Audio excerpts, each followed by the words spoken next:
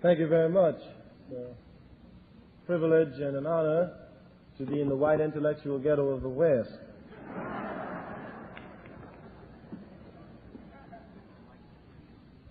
We wanted to do a couple of things before we started. The first is that based on the fact that SNCC, through the articulation of its program by its chairman, has been able to win elections in Georgia, Alabama, Maryland, and by our appearance here will win an election in California. 1968, I'm going to run for President of the United States.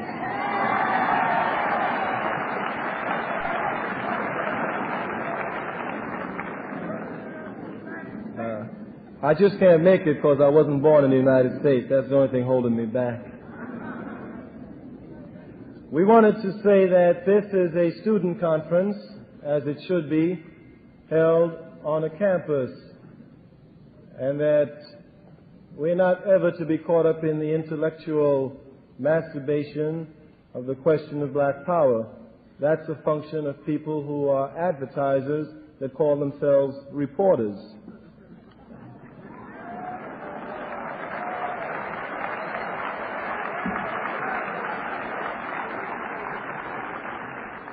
Oh, for my members and friends of the press, my self-appointed white critics. I was reading Mr. Bernard Shaw 2 days ago, and I came across a very important quote, which I think is most apropos for you. He says, "All criticism is a autobiography. Dig yourself."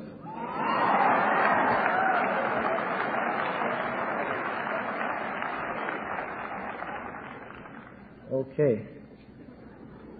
The philosophers Camus and Sartre raised the question whether or not a man can condemn himself. The black existentialist philosopher who is pragmatic, Frantz Fanon, answered the question. He said that man could not. Camus and Sartre does not. We in SNCC tend to agree with Camus and Sartre that a man cannot condemn himself. Were he to condemn himself, he would then have to inflict punishment upon himself. An example would be the Nazis. Any prisoner, any of the Nazi prisoners, who admitted after he was caught and incarcerated that he committed crimes, that he killed all the many people that he killed, he committed suicide. The only ones who were able to stay alive were the ones who never admitted that they committed crimes against people. That is, the ones who rationalized that Jews were not human beings and deserved to be killed, or that they were only following orders. On a more immediate scene, the officials and the population of the white population in Neshoba County, Mississippi, that's where Philadelphia was, could not condemn Rainey, his deputies, and the other 14 men that killed 3 human beings. They could not because they elected Mr. Rainey to do precisely what he did, and that for them to condemn him will be for them to condemn themselves. In a much larger view, SNCC says that white America cannot condemn herself, and since we are liberal, we have done it. You stand condemned. Now, a number of things then arises from that answer of how do you condemn yourselves. It seems to me that the institutions that function in this country are clearly racist, and that they're built upon racism. And the question then is, how can black people inside of this country move? And then how can white people who say they're not a part of those institutions begin to move? And how then do we begin to clear away the obstacles that we have in this society that make us live like human beings? How can we begin to build institutions that will allow people to relate with each other as human beings? This country has never done that, especially around the country of white or black. Now, several people have been upset because we said that integration was irrelevant when initiated by blacks, and that in fact it was a subterfuge, an insidious subterfuge, for the maintenance of white supremacy. Now, we maintain that in the past 6 years or so, this country has been feeding us a thalidomide drug of integration, and that some Negroes have been walking down a dream street talking about sitting next to white people, and that does not begin to solve the problem. That when we went to Mississippi, we did not go to sit next to Ross Barnett. We did not go to sit next to Jim Clark. We went to get them out of our way. And that people ought to understand that we were never fighting for the right to integrate. We were fighting against white supremacy.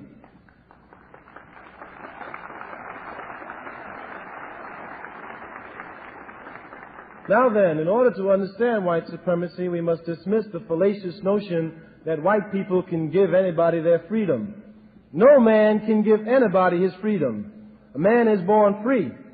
You may enslave a man after he is born free. And that is in fact what this country does. It enslaves black people after they're born.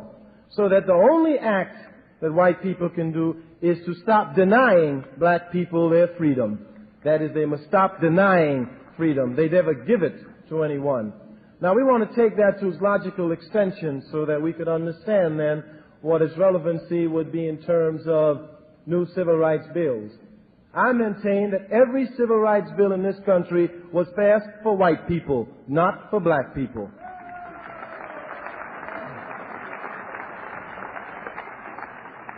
For example, I am black. I know that. I also know that while I am black, I am a human being. And therefore, I have the right to go into any public place. White people didn't know that. Every time I tried to go into a place, they stopped me. So some boys had to write a bill to tell that white man he's a human being. Don't stop him. That bill was for that white man, not for me. I knew it all the time. I knew it all the time.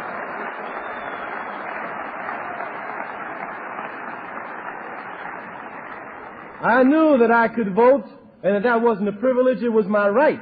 Every time I tried, I was shot, killed, or jailed, beaten, or economically deprived. So somebody had to write a bill for white people to tell them, when a black man comes to vote, don't bother him. That bill again was for white people, not for black people. So that when you talk about open occupancy, I know I can live any place I want to live. It is white people across this country who are incapable of allowing me to live where I want to live. You need a civil rights bill, not me. I know I can live where I want to live.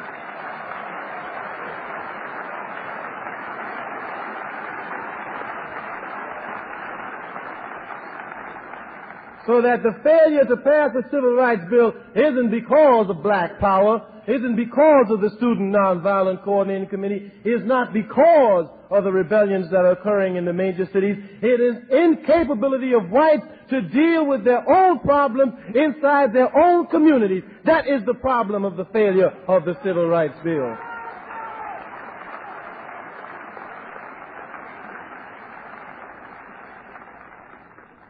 And so in a larger sense, we must then ask, how is it that black people move? And what do we do?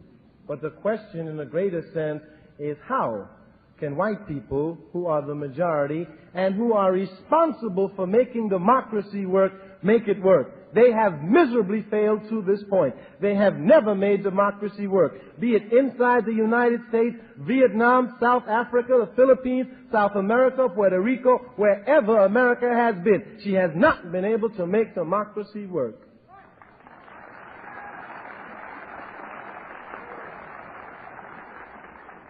So that in a larger sense, we not only condemn the country for what is done internally, but we must condemn it for what it does externally. We see this country trying to rule the world, and someone must stand up and start articulating that this country is not God and cannot rule the world.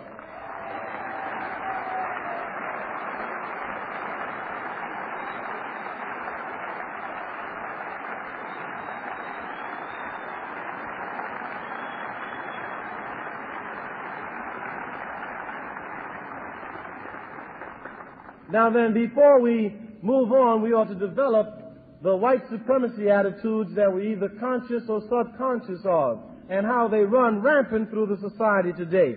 For example, the missionaries were sent to Africa. They went with the attitude that blacks were automatically inferior. As a matter of fact, the first act the missionaries did, when they get to Africa, was to make us cover up our bodies because they said it got them excited. We couldn't go bare-breasted anymore because they got excited. Now, when the missionaries came to civilize us because we were uncivilized, educate us because we were uneducated, and give us some literate studies because we were illiterate, they charged a price. The missionaries came with the Bible, and we had the land. When they left, they had the land, and we still have the Bible. And that has been the rationalization for Western civilization as it moves across the world and stealing and plundering and raping everybody in its path. Their one rationalization is that the rest of the world is uncivilized, and they are in fact civilized, and they are uncivilized.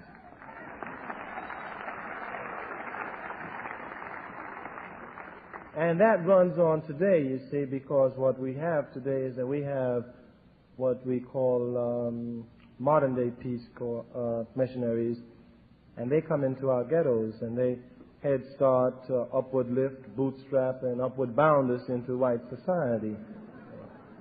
Because they don't want to face the real problem, which is a man is poor for one reason and one reason only, because he does not have money, period.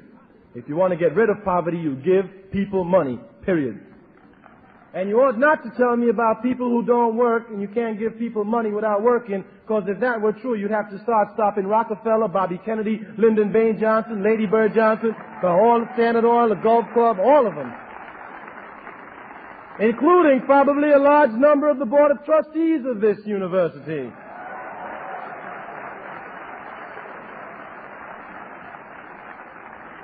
So the question then clearly is not whether or not one can work, it's who has power. Who has power to make his or her acts legitimate. That is all. And at this country, that power is invested in the hands of white people, and they make their acts legitimate. It is now, therefore, for black people to make our acts legitimate.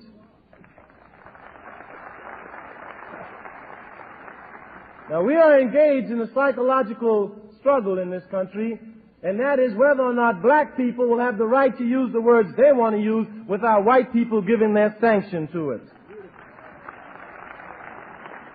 And that we maintain, whether they like it or not, we're going to use the word black power and let them address themselves to that. But that we are not going to wait for white people to sanction black power.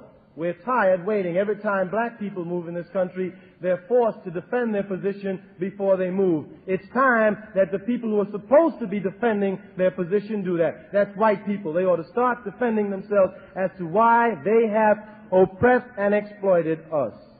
Now, it is clear that when this country started to move in terms of slavery, the reason for a man being picked as a slave was one reason, because of the color of his skin.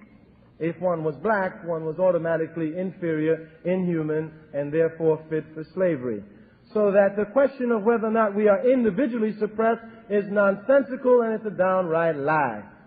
We are oppressed as a group because we are black. Not because we're lazy, not because we're apathetic, not because we're stupid, not because we smell, not because we eat watermelon and have good rhythm. All right? Let's do that. We are oppressed because we are black. And in order to get out of that oppression, one must wield the group power that one has, not the individual power, which this country then sets the criteria under which a man may come into it. That is what is called in this country as integration. You do what I tell you to do, and then we'll let you sit at the table with us. And that we are saying that we have to be opposed to that. We must now set a criteria, and that if there's going to be any integration, it's going to be a two-way thing. If you believe in integration, you can come live in what? You can send your children to the ghetto schools. Let's talk about that. If you believe in integration, then we're going to start adopting us some white people to live in our neighborhood.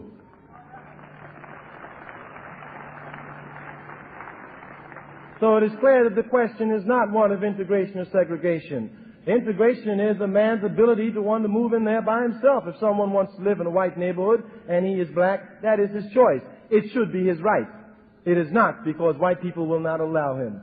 So vice versa, if a black man wants to live in the slums, that should be his right.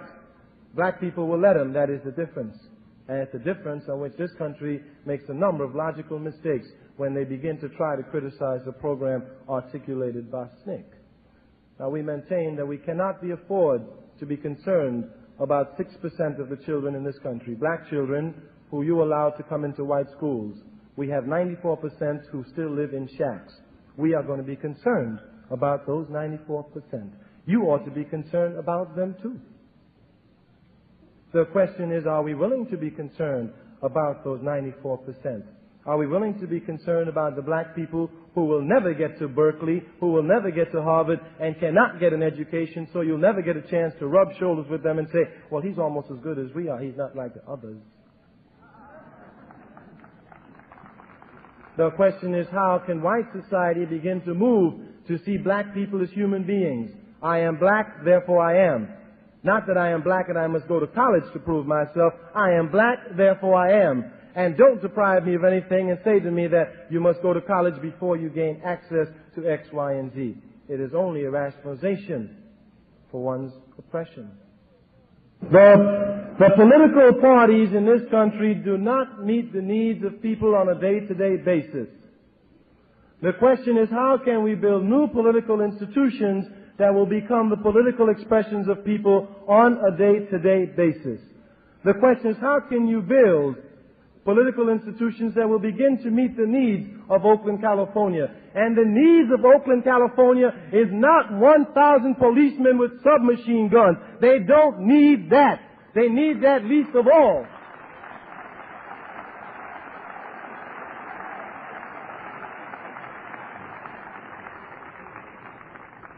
The question is, how can we build institutions where those people can begin to function on a day-to-day basis, where they can get decent jobs, where they can get decent houses, and where they can begin to participate in the policy and major decisions that affect their lives. That's what they need, not Gestapo troops, because this is not 1942, and if you play like Nazis, we're playing back with you this time around. Get hip to that.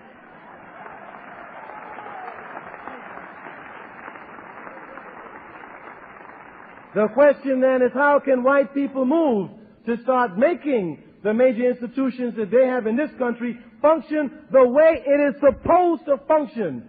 That is the real question. And can white people move inside their own community and start tearing down racism where in fact it does exist? Where it exists.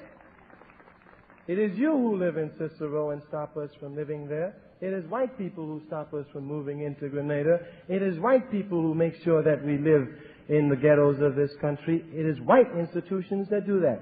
They must change in order for America to really live on a basic principle of human relationships. A new society must be born. Racism must die, and the economic exploitation of this country, of non-white people around the world, must also die. Must also die.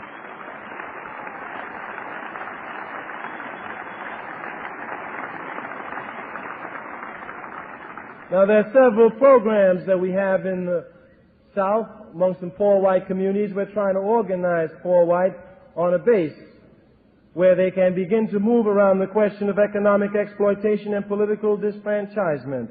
We know, we've heard the theory several times, but few people are willing to go into there. The question is, can the white activist not try to be a Pepsi generation who comes alive in the black community, but can he be a man who's willing to move into the white community and start organizing where the organization is needed? Can he do that?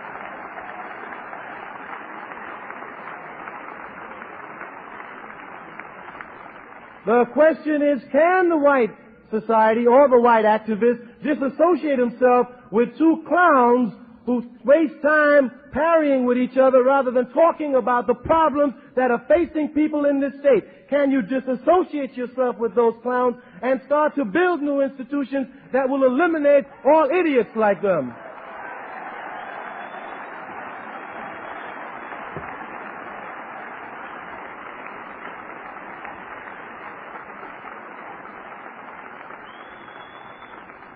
And the question is, if we are going to do that, when and where do we start and how do we start? We maintain that we must start doing that inside the white community. Our own personal position politically is that we don't think the Democratic Party represents the needs of black people. We know it don't. And that if, in fact, white people really believe that, the question is if they're going to move inside that structure, how are they going to organize around a concept of whiteness based on true brotherhood and based on stopping exploitation, economic exploitation, so that there will be a coalition base for black people to hook up with. You cannot form a coalition based on national sentiment. That is not a coalition. If you need a coalition to redress itself to real changes in this country, white people must start building those institutions inside the white community. And that is the real question, I think, facing the white activists today. Can they, in fact, begin to move into and tear down the institutions which have put us all in a trick bag that we've been into for the last 100 years? I don't think that we should follow what many people say, that we should fight to be leaders of tomorrow. Frederick Douglass said that the youth should fight to be leaders today. And God knows we need to be leaders today, because the men who run this country are sick. Are sick.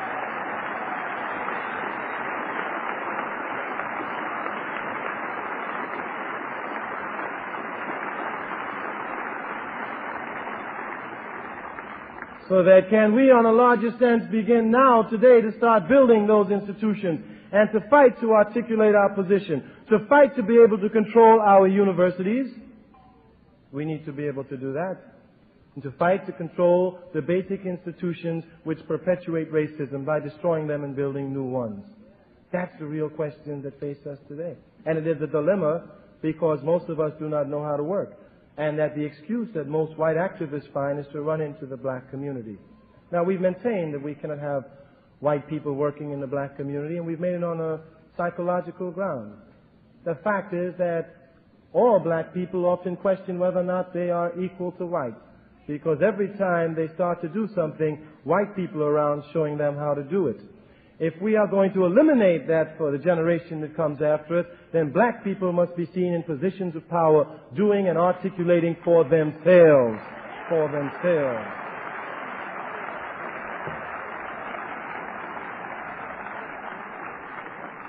That is not to say that one is a reverse racist. It is to say that one is moving in a healthy ground. It is to say what the philosopher Sartre says. One is becoming an anti-racist racist. And this country can't understand that. Maybe it's because it's all caught up in racism. But I think what you have in SNCC is an anti-racist racism. We are against racists. Now, if everybody who's white see themselves as a racist and then see us against them, they're speaking from their own guilt position, not ours.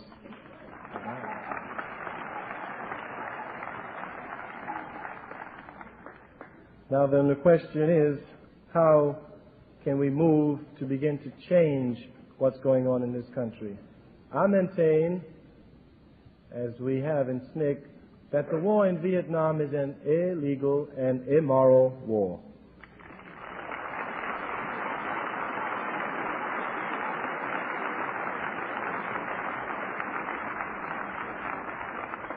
And the question is, what can we do to stop that war?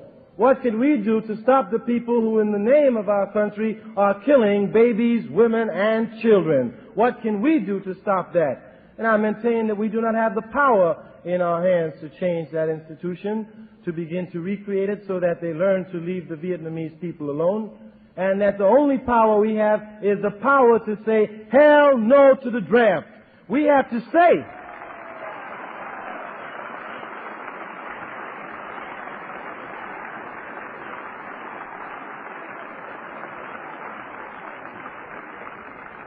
We have to say to ourselves that there is a higher law than the law of a racist named McNamara.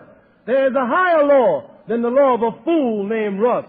And there's a higher law, the law of a buffoon named Johnson. It's the law of each of us. The law of each of us.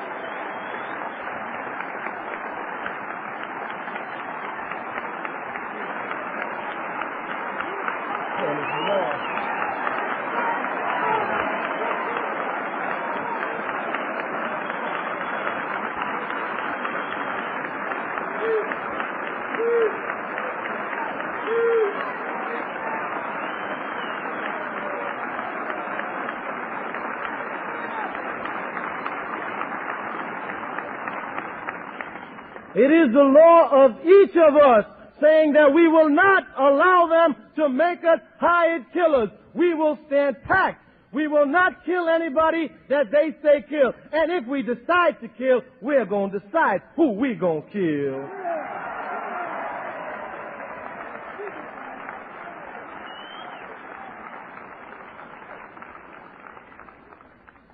And this country will only be able to stop the war in Vietnam when the young men who are made to fight it begin to say, hell no, we ain't going.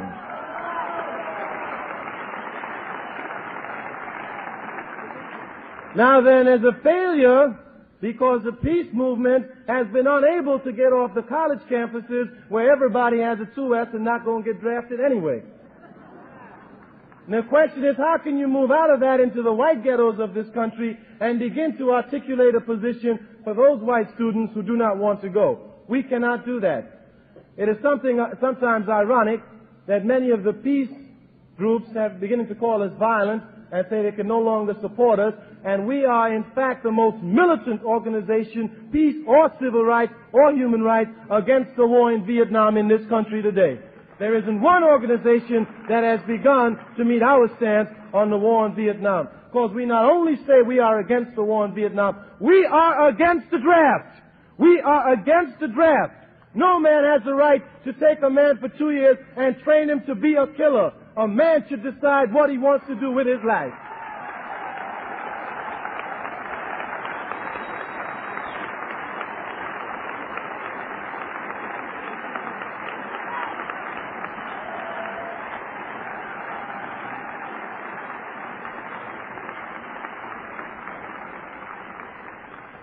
So the question then is, it becomes crystal clear for black people, because we can easily say that anyone fighting in the war in Vietnam is nothing but a black mercenary, and that's all he is. Anytime a black man leaves a country where he can't vote to supposedly deliver the vote for somebody else, he's a black mercenary. Anytime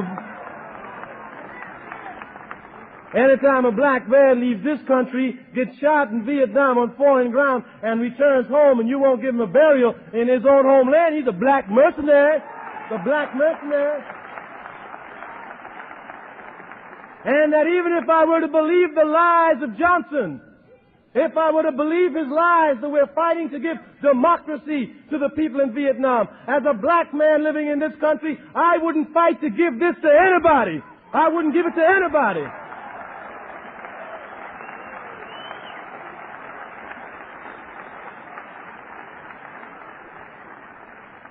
So that we have to use our bodies and our minds in the only way that we see fit. We must begin, like the philosopher Camus, to come alive by saying no. That is the only act in which we begin to come alive. And we have to say no to many, many things in this country. The act in which we begin to come alive. And we have to say no to many, many things in this country. This country is a nation of thieves. It has stole everything it had, beginning with black people. Beginning with black people. And that the question is, how can we move to start changing this country from what it is, a nation of thieves? This country cannot justify any longer its existence. We have become the policemen of the world. The Marines are at our disposal to always bring democracy. And if the Vietnamese don't want democracy, well, damn it, we'll just wipe them the hell out, because they don't deserve to live if they won't have our way of life. There is then, in a larger sense, what do you do on your university campus? Do you raise questions about the 100 black students who were kicked off campus a couple of weeks ago? 800? 800? And how does that question begin to move? Do you begin to relate people outside of the ivory tower on a university wall?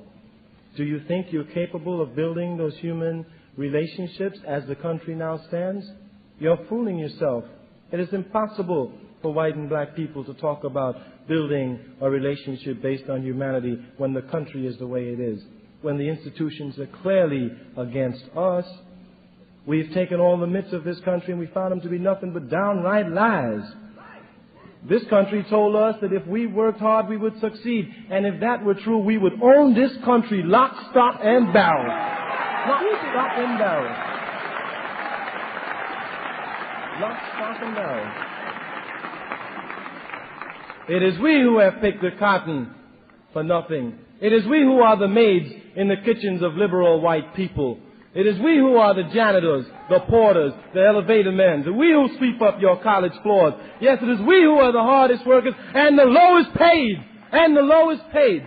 And that it is nonsensical for people to start talking about human relationships until they're willing to build new institutions. Black people are economically insecure. White liberals are economically secure. Can you begin to build an economic coalition? Are the liberals willing to share their salaries with the economically insecure black people they so much love? Then if you're not, are you willing to start building new institutions that will provide economic security for black people? That's the question we want to deal with. That's the question we want to deal with.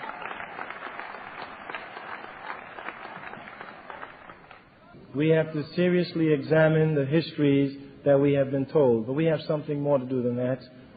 American students are perhaps the most politically unsophisticated students in the world. In the world. In the world. Across every country in this world, while we were growing up, students were leading the major revolutions of their countries. We have not been able to do that. They have been politically aware of their existence. In South America, our neighbors down below the border have one every 24 hours just to remind us that they're politically aware. And that we have been unable to grasp it because we've always moved in the field of morality and love while people have been politically jiving with our lives.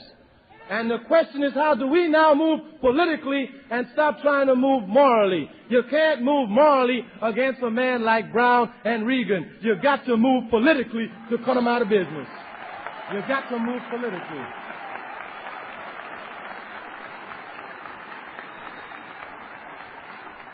You can't move morally against Lyndon Baines Johnson because he is that immoral man. He doesn't know what it's all about. So you've got to move politically. You've got to move politically.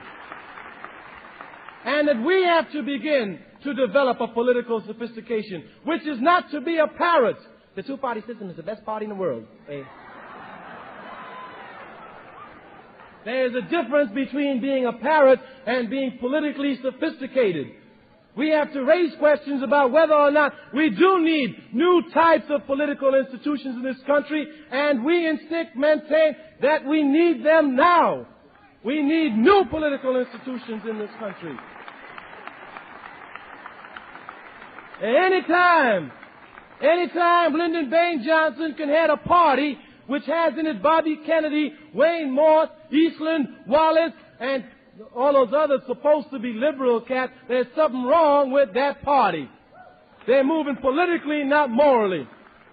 And that if that party refuses to see black people from Mississippi and goes ahead and sees racists like Eastland and his clique, it is clear to me that they're moving politically and that one cannot begin to talk morality to people like that. We must begin to think politically and see if we can have the power to impose and keep the moral values that we hold high. We must question the values of this society. And I maintain that black people are the best people to do that because we have been excluded from that society. And the question is, we ought to think whether or not we want to become a part of that society. That's what we want to do.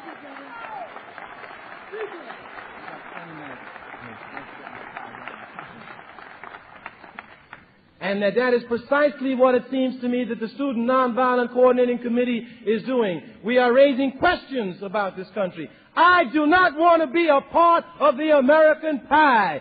The American pie means raping South Africa, beating Vietnam, beating South America, raping the Philippines, raping every country you've been in. I don't want any of your blood money. I don't want it. Don't want to be part of that system.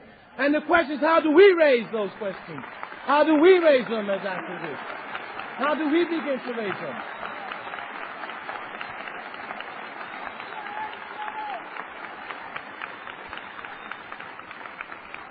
We have grown up and we are the generation that has found this country to be a world power, that has found this country to be the wealthiest country in the world. We must question how she got her wealth.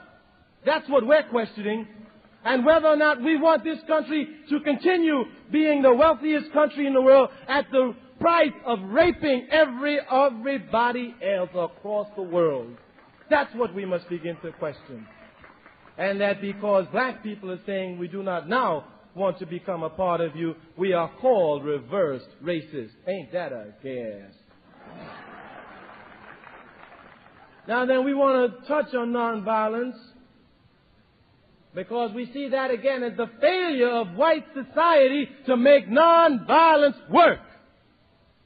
I was always surprised at Quakers who came to Alabama and counseled me to be nonviolent, but didn't have the guts to start talking to James Clark to be nonviolent. That is where nonviolence needs to be preached, to Jim Clark, not to black people. They have already been nonviolent too many years.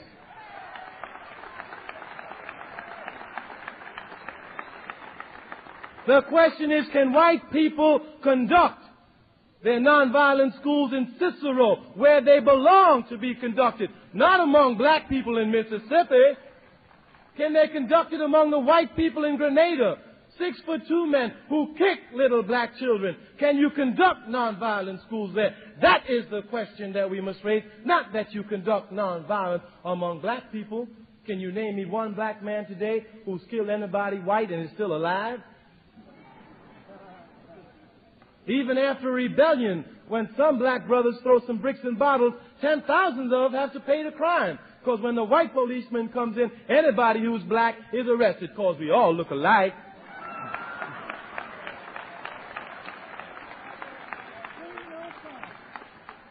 So that we have to raise those questions. We, the youth of this country, must begin to raise those questions.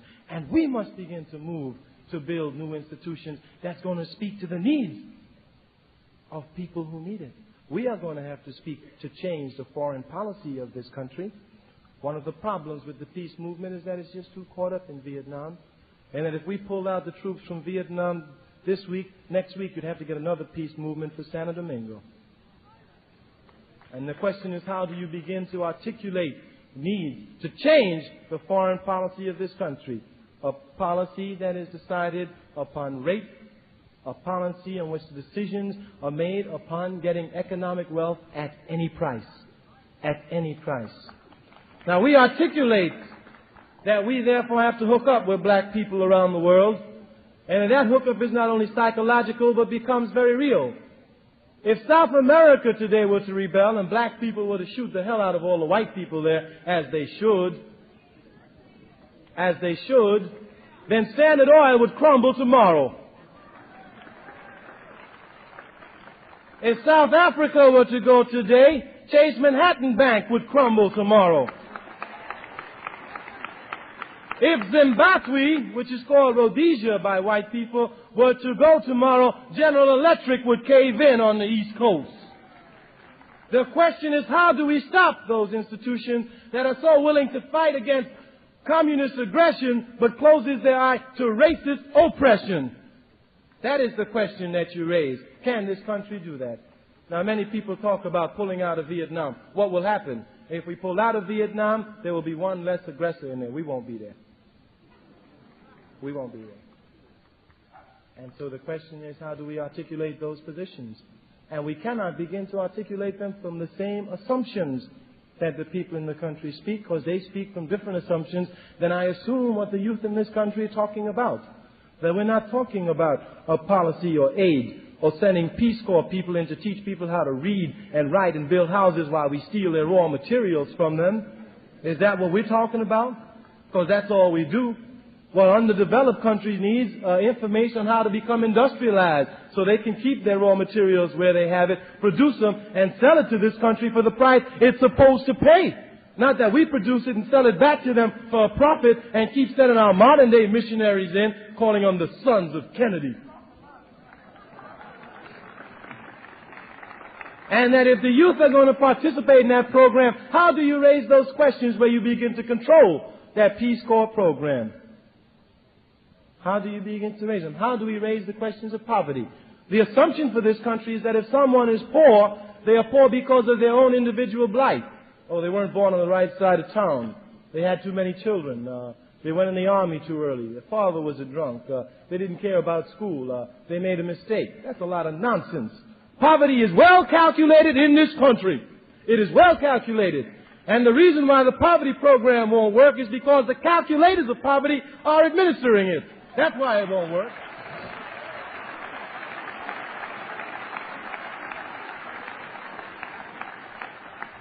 So how can we, as a youth in the country, move to start tearing those things down? We must move into the white community. We are in the black community.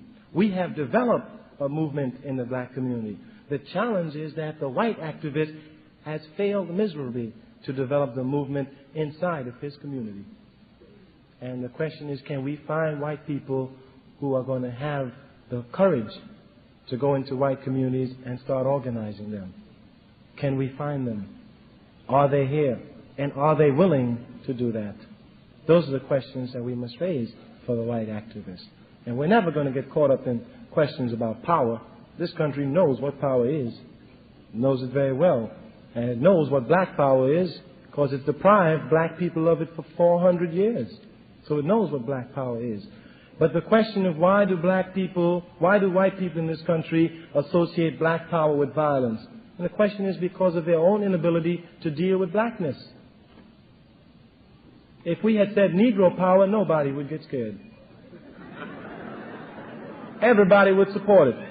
If we said power for colored people, everybody would be for that. But it is the word black. It is the word black that bothers people in this country, and that's their problem, not mine. Their problem. Their problem.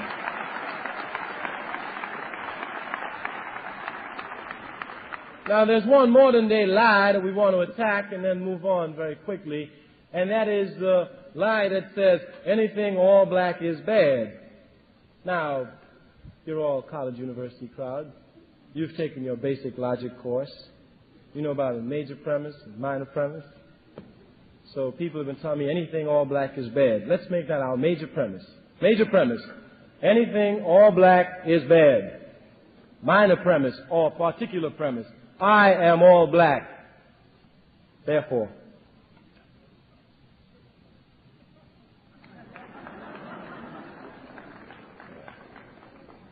I'm never going to be putting that trick back. I am all black and I'm all good.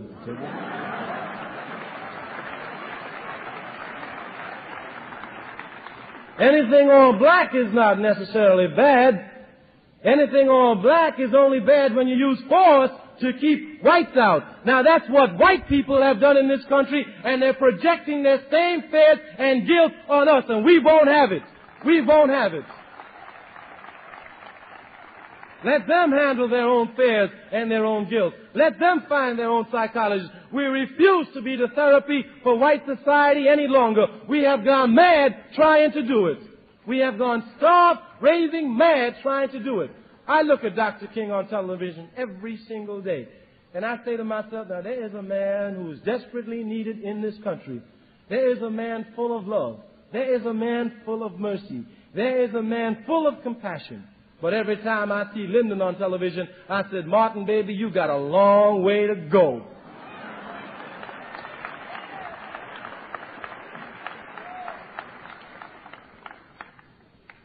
so that the question stands as to what we are willing to do, how we are willing to say no, to withdraw from that system, and begin within our community to start to function and to build new institutions that will speak to our needs. In Lowndes County, we developed something called the Lowndes County Freedom Organization. It is a political party. The Alabama law says that if you have a party, you must have an emblem.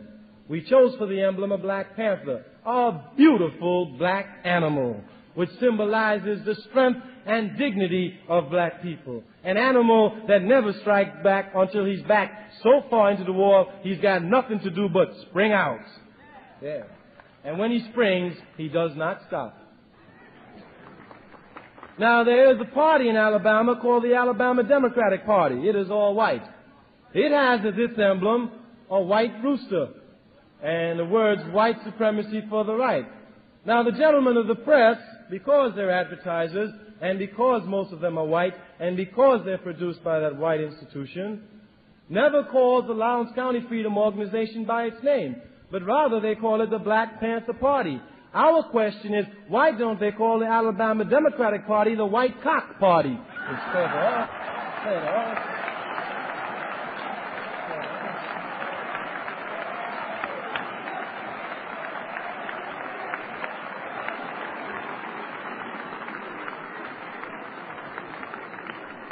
It is clear to me that that just points out America's problem with sex and color. Not our problem. Not our problem.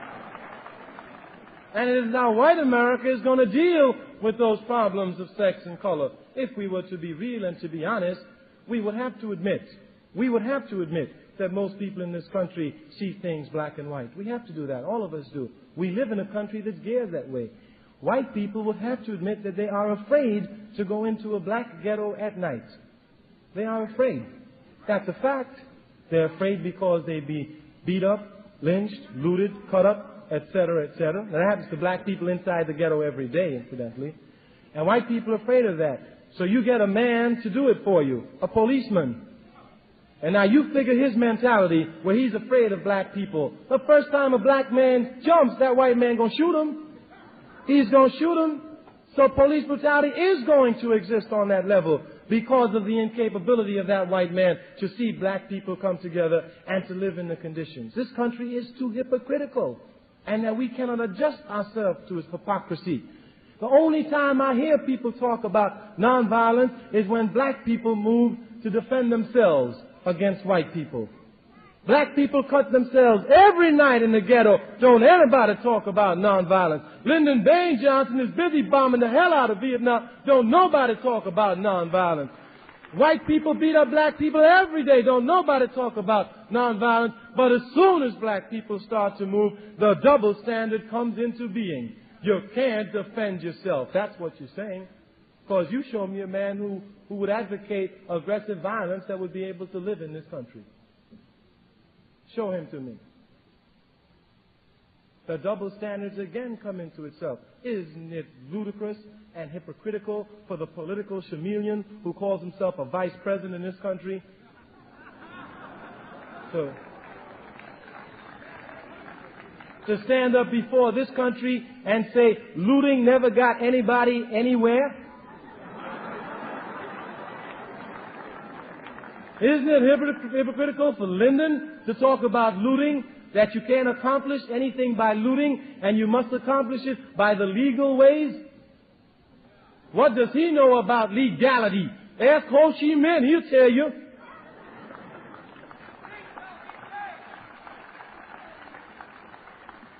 So that in conclusion, we want to say that number one, it is clear to me that we have to wage a psychological battle on the right for black people to define their own terms, define themselves as they see fit, and organize themselves as they see it. Now the question is, how is the white community going to begin to allow for that organizing? Because once they start to do that, they will also allow for the organizing that they want to do inside their community. It doesn't make a difference because we're going to organize our way anyway. We're going to do it. The question is how we're going to facilitate those matters, whether it's going to be done with 1,000 policemen with submachine guns, or whether or not it's going to be done in a context where it is allowed to be done by white people warding off those policemen. That is the question. And the question is, how are white people who call themselves activists ready to move into the white communities on two counts: on building new political institutions to destroy the old ones that we have, and to move around a concept of white youth refusing to go into the army,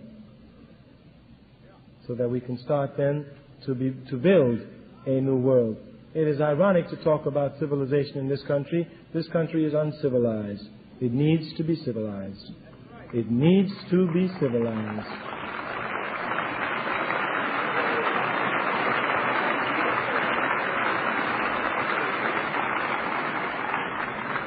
And that we must begin to raise those questions of civilization, what it is, and who do it.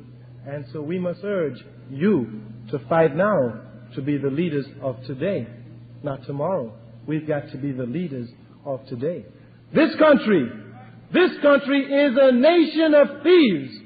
It stands on the brink of becoming a nation of murderers. We must stop it. We must stop it. We must stop it. We must stop it.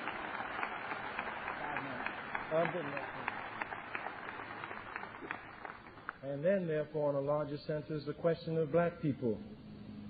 We are on the move for our liberation. We have been tired of trying to prove things to white people. We are tired of trying to explain to white people that we're not going to hurt them. We are concerned with getting the things we want, the things that we have to have to be able to function. The question is, can white people allow for that in this country? The question is, will white people overcome their racism and allow for that to happen in this country? If that does not happen, brothers and sisters, we have no choice but to say very clearly, move over or we gonna move on over you. Thank you.